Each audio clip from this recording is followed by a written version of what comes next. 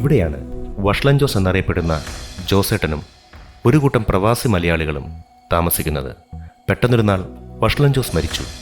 മരണത്തിൽ ദുഃഖിച്ച ഒരാളെ ഉണ്ടായിരുന്നുള്ളൂ. അത് ജെസ്സിയായിരുന്നു. ജോസ് എന്തായിരുന്നു എന്നുള്ള ചോദ്യത്തിന് കൃത്യമായ ഉത്തരം കിട്ടാൻ ജെസ്സിയോട് ചോദിക്കാം.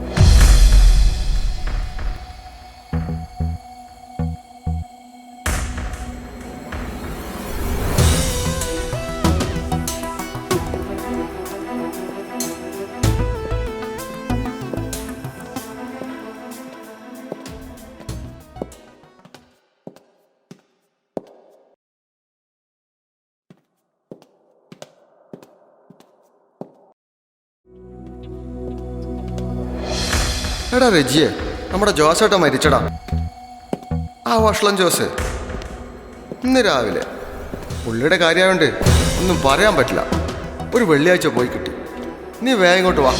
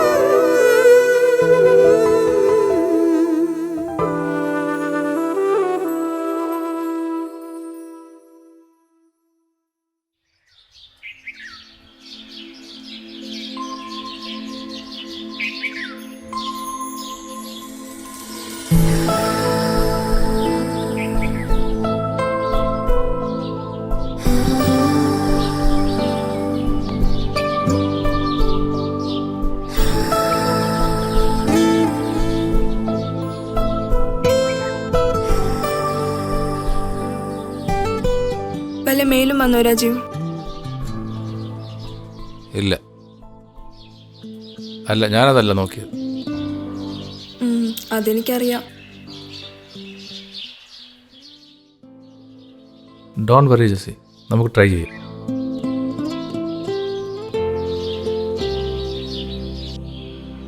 എനിക്കിങ്ങനെ ചുമ്മാ ഇരിക്കുന്നതിൽ ഒരു ത്രില്ലൊക്കെ തോന്നിയിട്ടുണ്ട്.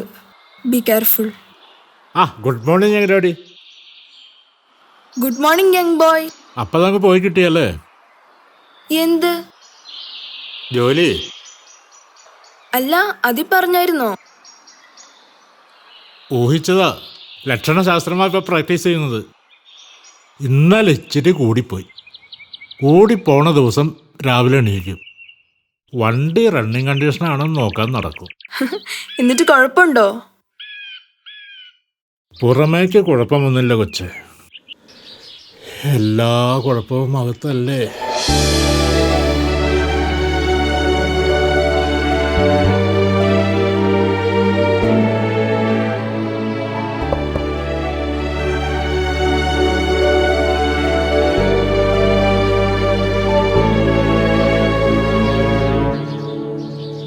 നീ എന്തിനാണ് കിന്നടിക്കാൻ പോയത്? വെറും തൊട്ടിയ. എനിക്ക് തോന്നിയിട്ടില്ല. നിനക്ക് തോന്നില്ല? ആളുകൾ അണ്ടർ എസ്റ്റിമേറ്റ് ചെയ്യുന്നത് അല്ലേലും രാജീവിന്റെ ഒരു ഹാബിറ്റാണ്.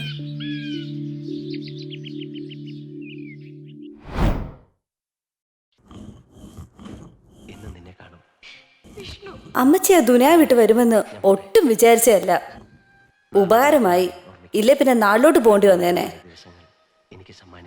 ഈ തിരക്കിനിടെ ഒരു കൊച്ചു വേണമെന്ന് എനിക്ക് യാതൊരു ആഗ്രഹവുമില്ലായിരുന്നു. പിന്നെ ഇതൊക്കെ ഒരു കണക്കിന് പറ്റിപ്പോകുന്നതല്ലേ.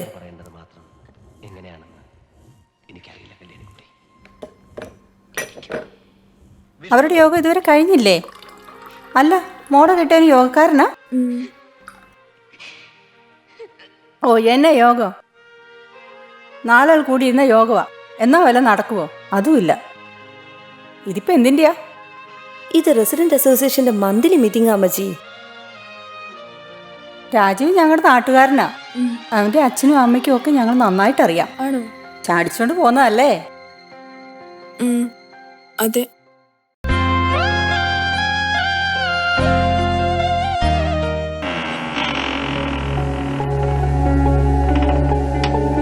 അല്ല, ഇതാരാ? കണ്ടിട്ട് മനസ്സിലായില്ലല്ലോ. ആകെ ഒരു ന്യൂജൻ ലുക്കായല്ലോ. മീറ്റിംഗ് എന്തായി? തുടങ്ങിയിട്ട് കുറച്ച് നേരമായി. അങ്ങോട്ട് ചെല്ല്, ഞാൻ പോയി ആ സ്നാക്സ് എടുത്തിട്ട് വരാം. ഓരോരുത്തരുടെയും ആത്മാർത്ഥമായ പ്രവർത്തനം ഒന്നുകൊണ്ട് മാത്രമാണ് ചീഫ് ഗസ്റ്റുമായി ബന്ധപ്പെട്ട എല്ലാ കാര്യങ്ങളുടെയും പൂർണ്ണ ഉത്തരവാദിത്വം റിസപ്ഷൻ കമ്മിറ്റിക്കുള്ളതാണ്. ജോസേട്ടാ, വൈകിപ്പോയോ? വാ, ഇവിടെ ഇരിക്കി. അങ്ങനെ പിരുത്താൻ നോക്കണ്ട. ചില കാര്യങ്ങൾ ചോദിക്കാനുണ്ട്. പ്രോഗ്രാം ലിസ്റ്റിൽ എന്റെ പാട്ടില്ലല്ലോ. അത് ആരാണ് കട്ട് ചെയ്തതെന്ന് എനിക്കറിയണം. ജോസേട്ടാ, ഇരിക്കേ, നമുക്ക് ചർച്ച ചെയ്യാം. ഈ അജണ്ട കഴിയട്ടെ. ഇതിനൊരു തീരുമാനമായിട്ട് മതി ബാക്കി ചർച്ച. നീയൊക്കെ വള്ളി നിൽക്കിട്ട് ഓടി നടക്കുന്ന സമയത്ത് മരുഭൂമിയിലേക്ക് കപ്പൽ കയറിയവന ഈ ജോസ്. ഇത്തവണയും ഞാൻ പാടും, നീയൊക്കെ കൂകും. ഞാൻ പാടാതെ ഒരു വാർഷികവും ഇവിടെ നടന്നിട്ടില്ല. സംശയമുണ്ടെങ്കിൽ ഇവിടുത്തെ തെക്കേം തേക്കാരോട് പോയി ചോദിക്ക്. കുറെ പരിഷ്കാരികൾ വന്നിരിക്കുന്നു. ജോസേട്ടാ, ഇവിടുത്തെ പ്രശ്നം ഉണ്ടാക്കരുത്. നീ ആരടാ? മാറുള്ള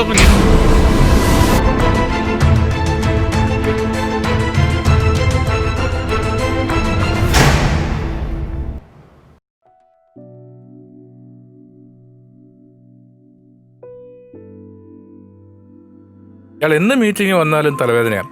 ഓരോരോ പ്രശ്നങ്ങൾ ഉണ്ടാക്കും. ഇപ്പൊ പണിയോടി പോയതോടി പൂർത്തിയായി. ബാക്കിയുള്ളവർക്ക് സ്വൈര്യം പോയത് മെച്ചം. ഓരോരോ മാരണങ്ങൾ.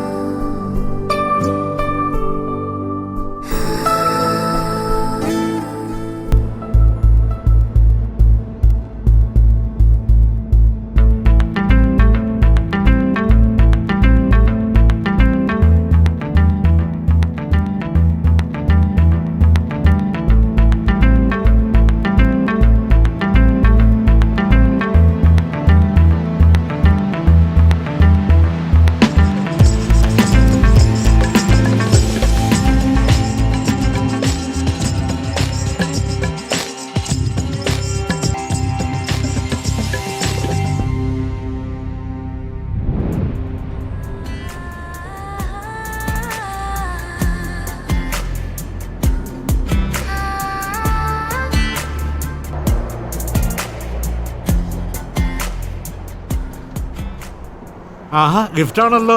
ആ ആളെ കണ്ട് കാര്യവഹിക്കാനുള്ള വിദ്യ ഒന്ന് പഠിപ്പിച്ചു തരണേ. ഏയ് നടക്കുന്നു തോന്നുന്നില്ല. എങ്ങോട്ടാ? ഗിഫ്റ്റ് ഹൗസിലേക്കാ? ഏയ് അല്ല, ഞാനിപ്പോൾ ആർക്കും ഗിഫ്റ്റ് കൊടുക്കാറില്ല.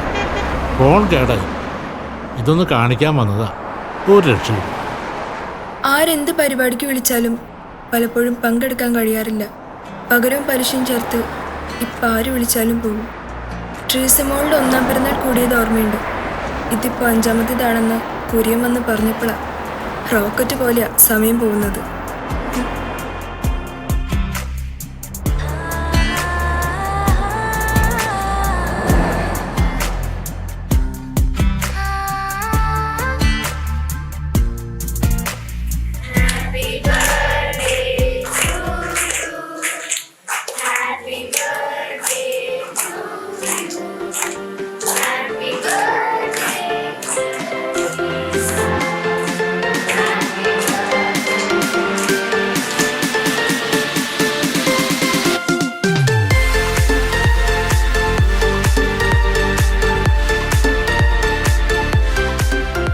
ആ രാജീവേട്ടാ നമസ്കാരം. നടത്തണ്ടേ ഇതുപോലൊരു പാർട്ടി? ഇങ്ങനെ നടന്നാ മതിയോ? ചേച്ചിയോടും കൂടാ. അനിയ ശ്രമിക്കുന്നുണ്ട്, ആയാ പറയാം. വല്ല കാര്യം ഉണ്ടായിരുന്നോ? അല്ലെങ്കിൽ നിങ്ങൾ ഓവർ സ്മാർട്ടാ.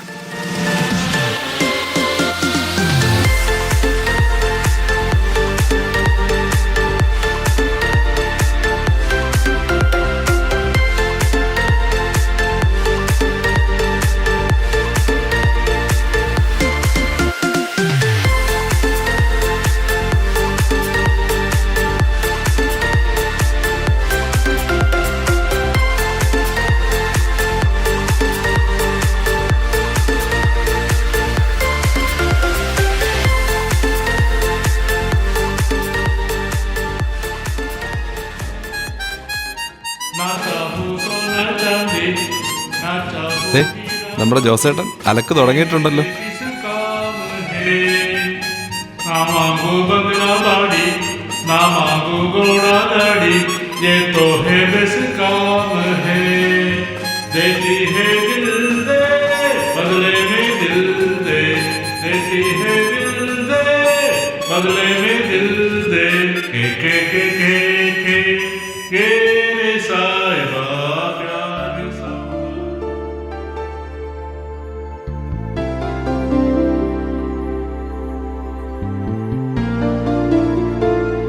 വർഷം 1973.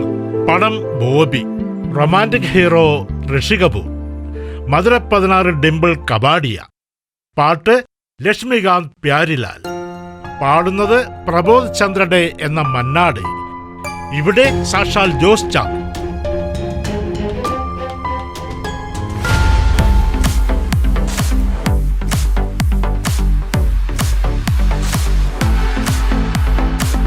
അമ്മച്ചിന്തിയെ വന്നില്ലേ?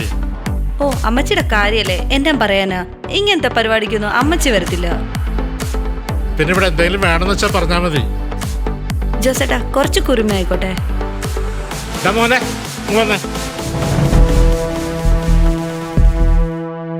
നിന്നെ തന്നെ വിളിച്ചേ. നീ ആരെയും നോക്കി പഠിപ്പിക്കുന്നത്?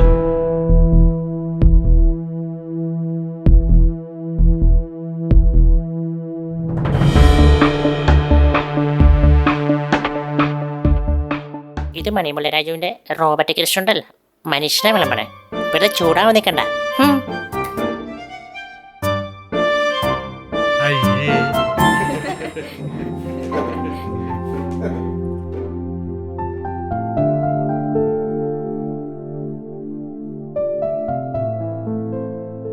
അയ്യോ ഫോൺ എടുക്കാൻ മറന്നുപോയി. പോയി എടുത്തിട്ട് വാ, ഞാൻ അവിടെ നിൽക്കാം.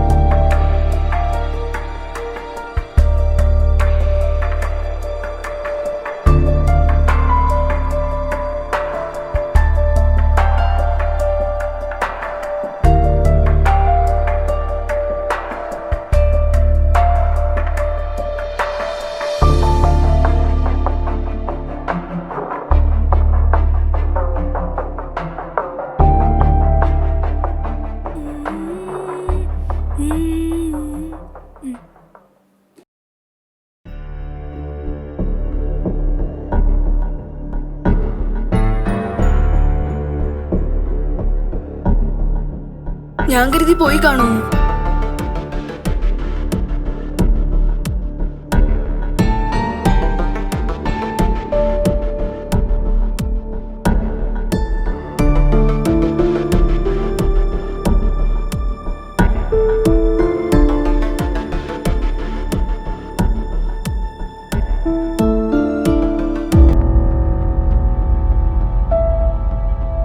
നമുക്കിവിടെ ആവശ്യമില്ലാത്ത സെന്റിമെന്റും കമ്മിറ്റ്മെന്റ്സും ആരോടും ഉണ്ടാകരുത്. ഈ നാട്ടിൽ നമ്മളെയൊക്കെ പിടിച്ചു നിർത്തുന്നത് ആ 2 വാക്കുകളാണ് രാജീവ്. സെന്റിമെന്റും കമ്മിറ്റ്മെന്റ്സും. അതില്ലാതെ എന്താണൊരു പ്രവാസി?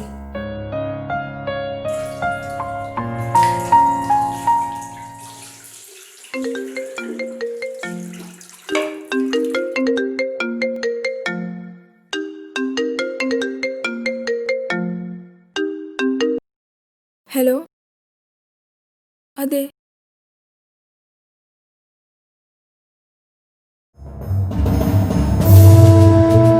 എപ്പോൾ?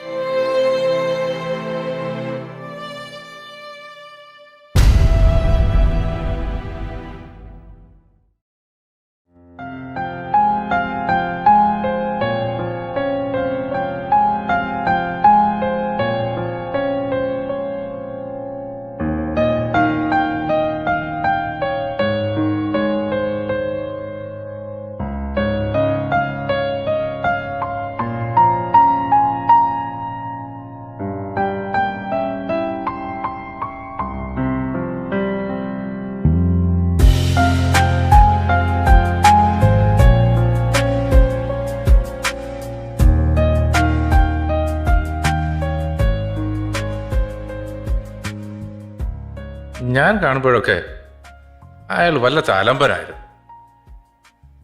സത്യത്തിൽ പുള്ളിയുടെ പ്രശ്നം എന്തായിരുന്നു? എല്ലാരും പറയുന്നത് നിനക്കറിയാതിരിക്കുന്ന ഇക്കാര്യം രാജീവിന്റെ നേരത്തെ ചോദിക്കാവുന്നത്. നമ്മളൊക്കെ ഒരാളെ കുറിച്ച് അന്വേഷിക്കണമെങ്കിൽ ചുരുങ്ങിയ പക്ഷം അയാൾ മരിക്കണം.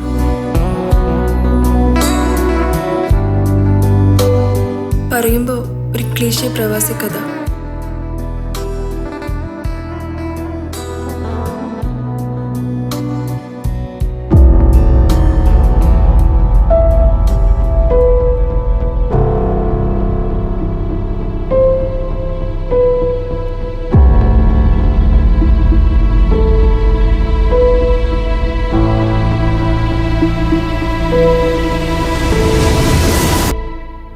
ഫോൺ കംപ്ലൈന്റ് ആയതോടെ പുള്ളി ആകെ അപ്സെറ്റ് ആയിരുന്നു. കാരണം അതായിരുന്നു അദ്ദേഹത്തെ ജീവിതവുമായി ബന്ധിപ്പിച്ചിരുന്ന ഏക ഘടകം. ട്രീസമോളുടെ ബർത്ത്ഡേ ഫംഗ്ഷനിൽ വെച്ച് എന്നോട് ഫോൺ ചോദിച്ചു.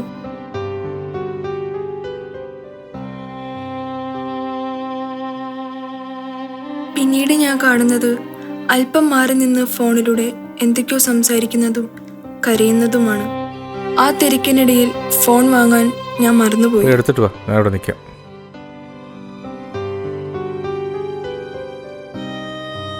തിരിച്ച് ഹാളിലേക്ക് ചെന്നപ്പോൾ ആളൊഴിഞ്ഞ കോണിൽ ഭക്ഷണം കഴിച്ചുകൊണ്ടിരിക്കുന്ന ആളെയാണ് കണ്ടത്. ഞാൻ നിർബന്ധിച്ച് ചോദിച്ചപ്പോൾ കരഞ്ഞുകൊണ്ട് കുറച്ച് കാര്യങ്ങൾ പറഞ്ഞു. പിറ്റേ ദിവസം രാവിലെ തന്നെ ഞാൻ ജോസേട്ടൻ ഡയൽ ചെയ്ത നമ്പറിലേക്ക് വിളിച്ചു. കരുണാലയം, അതൊരു ഓൾഡ് ഏജ് ഹോമും മാനസികാരോഗ്യ കേന്ദ്രവും കൂടിയാണ്. അദ്ദേഹത്തിൻ്റെ ഭാര്യ അവിടെ ഉണ്ടായിരുന്നു, ഓർമ്മ നഷ്ടപ്പെട്ട അവസ്ഥയിൽ. കൊണ്ടുചെന്നാക്കിയ മക്കൾ തിരിഞ്ഞു നോക്കുന്നില്ല. ചികിത്സയുടെ ഭാഗമായി നല്ലൊരു ബിൽ തുക കൊടുക്കുവാനുമുണ്ട്. കുറച്ച് പണം ഞാൻ അറേഞ്ച് ചെയ്യാമെന്ന് പറഞ്ഞിരുന്നു. പക്ഷേ അവരെപ്പോൾ വിളിച്ചത് അതിനായിരുന്നില്ല, ഭാര്യയുടെ മരണവാർത്ത പറയാനായിരുന്നു. ഞാൻ അപ്പോൾ തന്നെ അദ്ദേഹത്തെ കാണാൻ പോയി.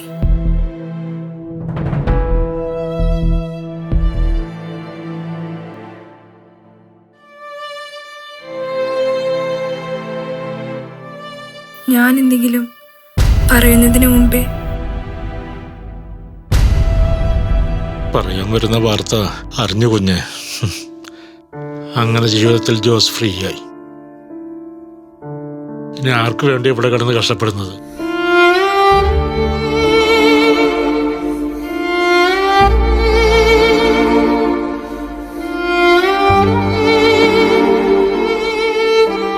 ഇത് വെച്ചോളൂ. ഞാൻ ജീവിച്ചിരുന്നു എന്നതിന് എന്തെങ്കിലും തെളിവ് വേണ്ടേ? പിന്നീട് ആരെങ്കിലും ചോദിച്ചാൽ പറയാമല്ലോ.